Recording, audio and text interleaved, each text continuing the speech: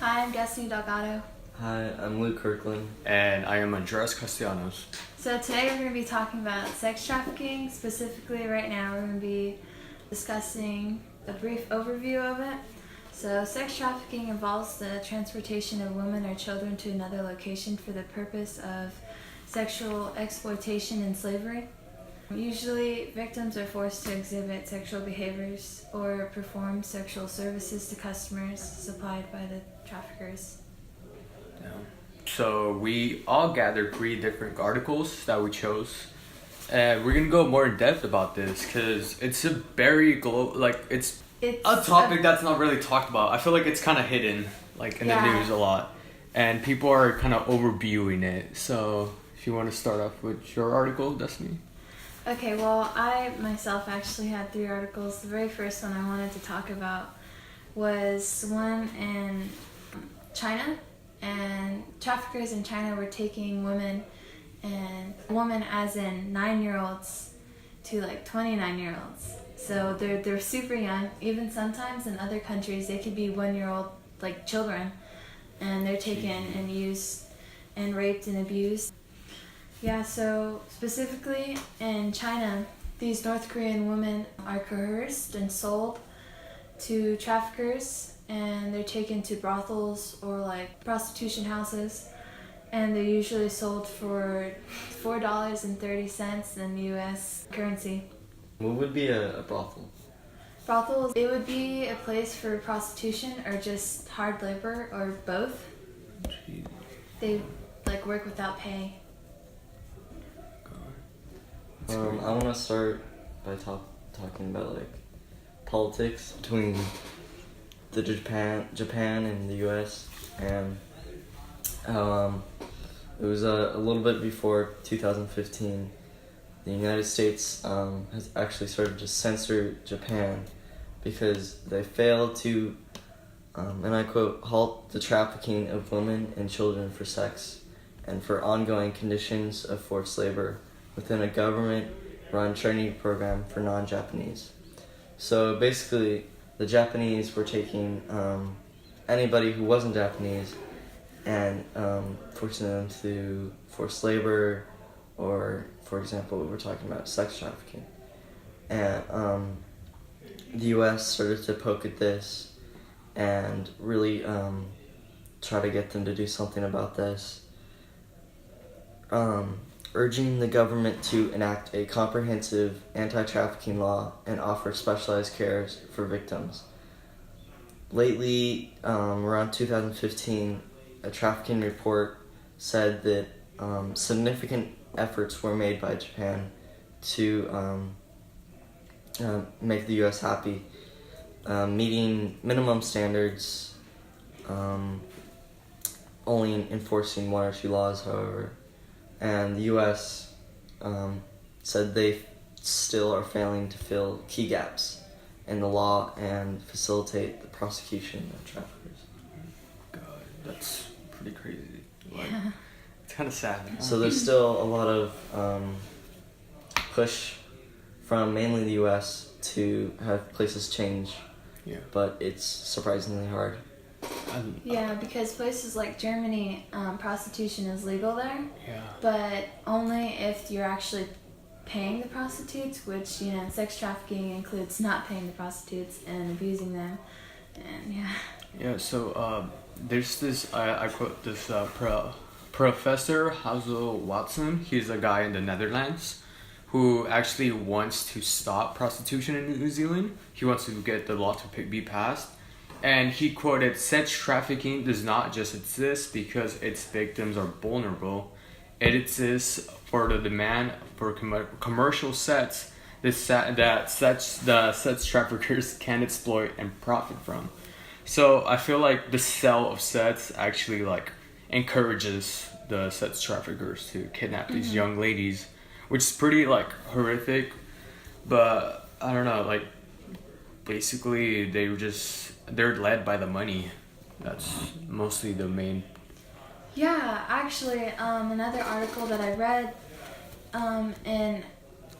in Africa, there are this gang they were trafficking women. Actually, 39 of them, all female, and there were 89 male traffickers who used the women, their cultural beliefs, which were like they would threaten them with voodoo, and they were doing this so they could pay off a $37,000 debt. Yeah. So it really is just a lot about money. I kind of want to bring up this article by Top Yaps. It's titled "Indian Child Brides Sold as Packages to Men from the Gulf Countries." So to kind of like summarize this, rich, wealthy men from the Gulf come to India, and they purchase girls as brides. And the ones that are not chosen, they're actually sent back to their country with just $3. So they kind of have to figure out a way. And there have been cases where they have like caught them in hotels, and the police have been arresting lately. So that's kind of a positive thing. But at the same time, there's many girls who are out there being like sex trafficked around. Isn't there like a case you were kind of talking about in Fresno, how they're like worked into labor, like nail salons and stuff like that? Yeah. A lot of women in like nail salons and like doing cosmetology jobs. A lot of them are being transported from like North Korea, China, Laos, a lot of Asian countries, because buying them there is like $10 max. So it's pretty easy to get a hold of them, and they work labor. Yeah. You said that there's a lot of trafficking going around in the world, and yeah, there is. 1 in 7 children are most likely being trafficked out of all the missing children reports, and 4.8 million are trapped in sex trafficking right now that we know of. Yeah, that's like 19% basically. Yeah. I read from International Labor Organization. I was looking at their statistics, and it said that, how you mentioned, 4.8 million are basically sexually exploited. Yeah, and that's of the ones that we know of. That we know of, yeah, and it's pretty saddening. Back to the article I read about the Indian girls. They usually lure young girls from the lowest age as 14 all the way like from up, and have been cases like you mentioned, 9-year-olds as well, which is like, I don't know. That's crazy. Yeah, it's pretty they haven't crazy. even like reached puberty yet. The little kids. Yeah. It's like, would this be like the most easiest profitable business like in the world, sex trafficking? Because we have drugging, and what else? We have basic crimes like robbery, or like businesses hiding behind a company. So like a sex trafficker would make their own company and pretend it's legitimate. Like, would this be the most profitable thing there is? Well, actually, sex traffickers don't really, I guess they do hide it, but in a way they don't really. Yeah. Because you will often see prostitutes, even in like here, in like Fresno, California. They don't, I guess they care, but at the same time they're just kind of like, well, we can't really sell these prostitutes unless people know about them. Yeah. So they try to go about it in the most safest way, which is actually kind of dumb. They just put women out on the corner. They wait for a car to drive by, and certain people know when a person's a prostitute. Most of the time, they don't even have like provocative clothing on. They just do a stance or have like a hand symbol or something to like, so other traffickers can recognize that, yeah, that's a woman being sex trafficked. That's a prostitute. I wouldn't say it's the most profitable, in the sense that it's really risky. Like, well, they're not. I mean by worldwide. So, say you're a man in India or Vietnam or somewhere where sex trafficking, there's barely any laws, barely any enforcement, and Oh yeah. you would want to make money. It's very profitable because women are naturally weaker than men, so that's one of the reasons why they're so easy to abduct, like children too. But it's like, when they capture and abduct these women, it's usually they get them from subways or when they're out walking late at night, and they take them away from their family, and then they first drug them, which leads to like many of the victims like developing substance abuse like addictions. So yeah, it is pretty profitable. They're raped every day. Their bodies don't get many breaks, so that really leads to like a lot of like HIV, pelvic pain, rectal trauma, urinary difficulties, even like tuberculosis, chronic pain.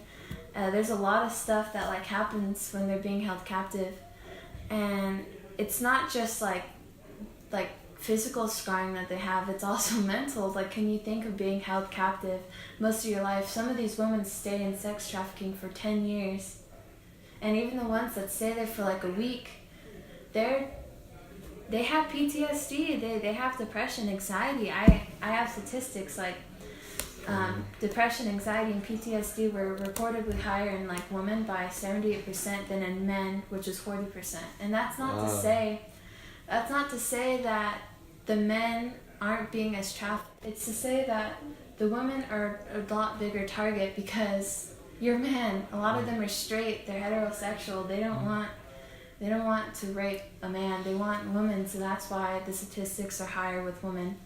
But with children, there's a lot more different statistics because, like I said, in different countries, a child could be considered like 1 to 12 or like 1 to 15, 1 to 18 here in like America or the US, So child statistics are really difficult to look through, but just anyone under the age of 18 is a child in my eyes. So there's a lot of those statistics as well.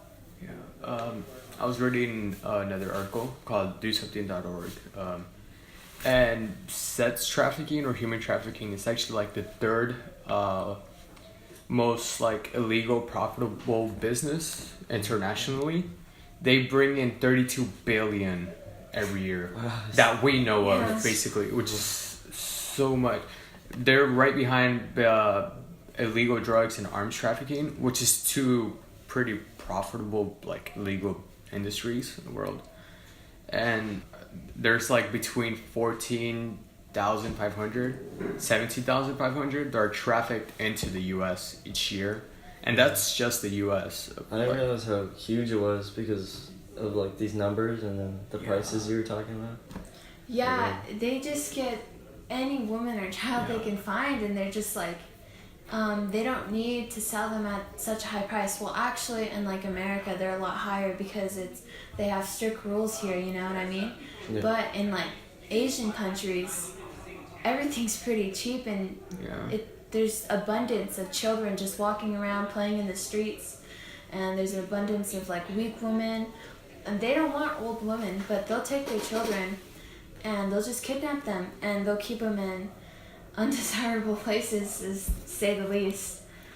They rarely give them food or water, and a lot of them die being held captive, but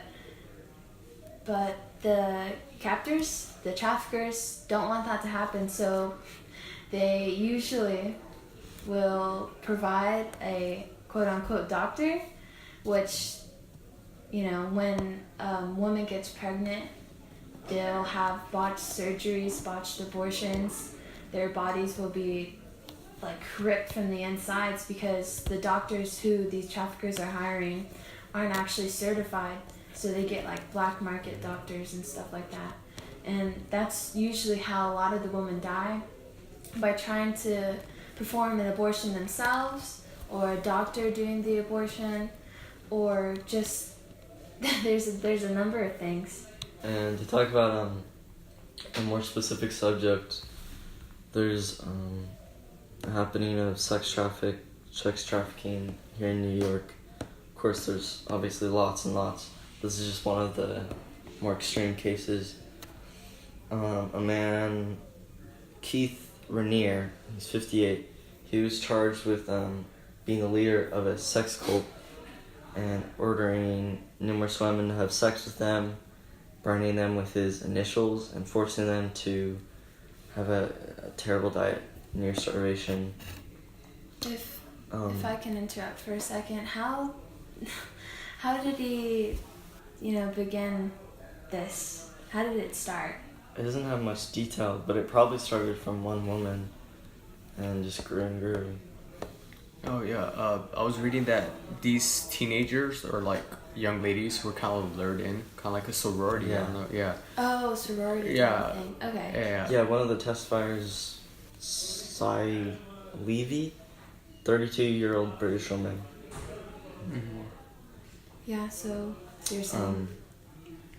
He says, is the first alleged victim to appear as a witness at Rainier's trial. She says, I felt shame, telling she felt that she had to engage in the sexual acts, and she was told that she's part of the inner circle. And Rainier and the people being charged are pleading not guilty, and I think the trial is still going on. Yeah, it's not that long ago that this happened. Like it happened like March 12th this year. Yeah. So. Yeah, there's a lot of cults. They usually start by like something, like sorority, something that doesn't seem bad. It's kind of like, hey, we're just gonna join this, be part of a little community. But the leaders of these cults, what they do is they make the woman or whoever is involved in the cult seem like they're special. Like with religious cults, you'll usually see the leaders say like, hey, you guys are all like part of God's plan. You guys are gonna go to heaven if you do this and that. And it's a really strong belief. Like this man. Yeah, exactly, the inner circle thing. Yeah, the inner circle. Like you guys are very important, and they praise them. Mm-hmm. And if they do anything wrong, it's usually they like quote unquote banish them from the group from like a day or two, and then the rest of the group like has a lot of fun. Mm-hmm. It's like when you're in elementary and you have to go sit in the corner. And then you can watch everyone else have fun, but you're the one sitting out. And that's a form of manipulation. They use that, and in like sex trafficking cults, it would be like that too. It's not that much different. You're using manipulation and persuasion to get someone to do something with you and for you, and like it's disgusting. And yeah. Terrible. Like these people just don't have their heads right, and they think they're justified. Like extreme, like branding their initials on them. Yeah. Would it be tattoos or like that heat thing? Branding. Yeah. If you don't mind me interrupting real quick, the way he like kind of forced him to have sex with them. So Rainier was known as the master, quote unquote, of the sorority, and when the young ladies entered this sorority type of cult thing, they had to like unveil their secrets to the master, which is Rainier. Yeah. And he later on kind of forced him to have sex with him, or not. He would release those embarrassing. Like blackmail. Yeah, blackmail. He said he started, actually started with a pyramid kind of scheme. Yeah. Let me say, setting up a. Prosecutors say Rainier established DOS in 2015, setting up a pyramid-like structure of female slaves and masters with himself on top. So he was on top of the pyramid scheme, and he says participants were forced to provide potential blackmail material or collateral such as expletive videos or damaging information. So he started DOS, I think that was the name of his little cult that he made, and just forced people in with the blackmail and manipulation and what you're saying with the inner circle stuff. Yeah. Do you know if he if there was any other quote unquote masters that were involved, or was it just him and his slaves? After Rainier is standing trial alone after 5 co-defendants, including Segram. So there's 5 other people? Yeah. Okay, so did they participate in the sex, or were they just... It doesn't say the details, but it does imply that. Okay, that makes sense. Yeah, the webcam thing, or recording and stuff, do you think they did that? published it online or anything? Because that could be used, or if they made videos, that could be used as Yeah, blackmail it says too. explicit videos. Yeah. Yeah, and in a lot of cases, they do use videos and like webcams. And in cults, though, it's usually just like that inner circle thing where they keep it just between that little community. But with like, usually in sex trafficking, when there's a video, it's always posted to the black market. And most of the time, actually, it's live videos of women being raped and beaten by the captors.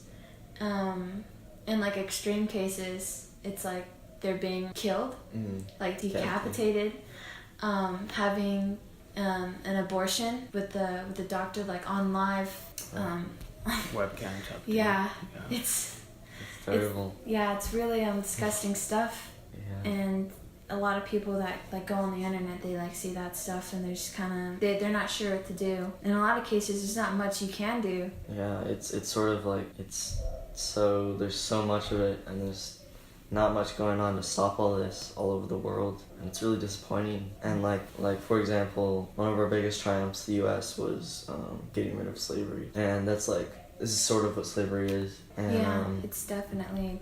And we need to really take that worldwide, and that'd be really amazing if we could stop most of this. Yeah. Like I said, I feel like it's a very overviewed topic that not a lot of people talk about. Underviewed. Yeah. You should say. Yeah. Underviewed. But yeah, not a lot of people talk about it. It's really controversial when you think about it, but no one wants to go on the news and see and hear that a whole bunch of women are being raped and trafficked into different countries and children are dying. But people need to hear that. You can't just live in this happy-go-lucky free world, you know? Yeah. There's, people are being taken away from their families and they're being raped. Yeah. And it's disgusting. Kind of gloomy, but that'll be our podcast. Thank you. Thank you. Thank you.